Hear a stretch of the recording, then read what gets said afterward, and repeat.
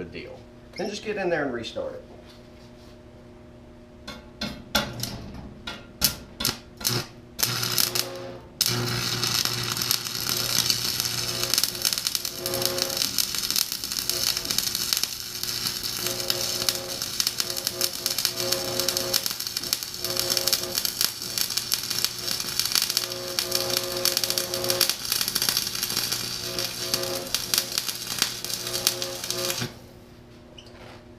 That's probably going to have some porosity at the start, we'll see.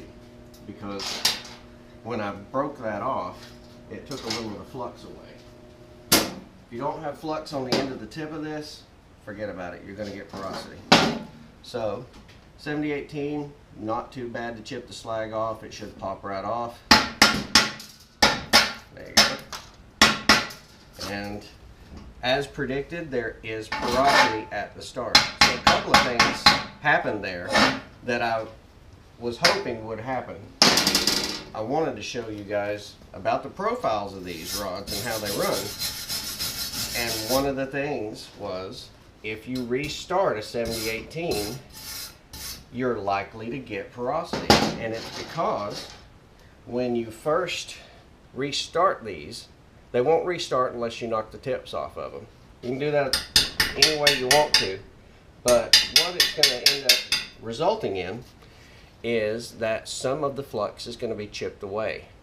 And you need every single bit of that flux on these starts to keep it from having porosity. You can see here, there's porosity right at the start of this bead. And that is what happened when we took and we stuck it, we broke it off, and then we restarted it. Because that little tiny bit, it doesn't seem like much. It's just the slightest amount gone. But you need every bit you can get, or you will get porosity at the start of your beads on 7018. So, anyway, back to what we were getting at. 7018 is going to look very similar to 6013. It's going to have a high profile. It's going to be well melted in because it's kind of a slow freeze. And those are the different characteristics of these rods. 6013 is here. 6011 is here, sorry. 7014 ran one way, 7014 ran a different way, and 7018.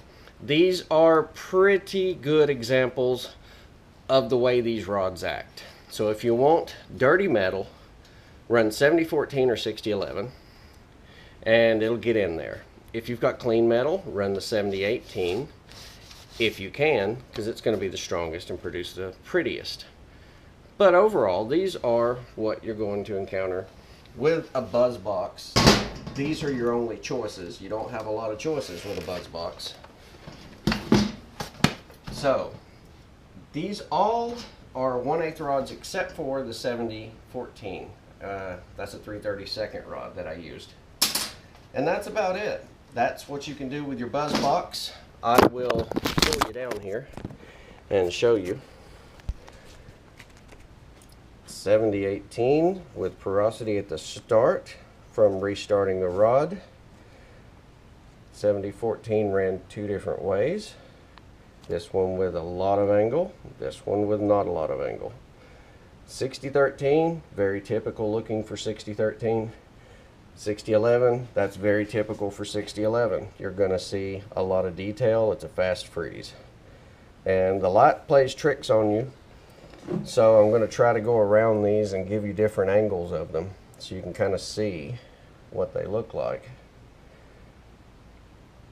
So be careful on your 7018s, you'll get porosity.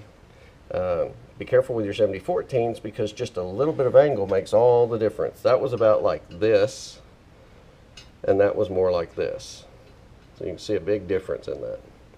Your 6011 is going to basically stay flat no matter what. The difference in the angle on this is because I had this angle, it pushes it out as it freezes and it gives it that kind of teardrop pattern.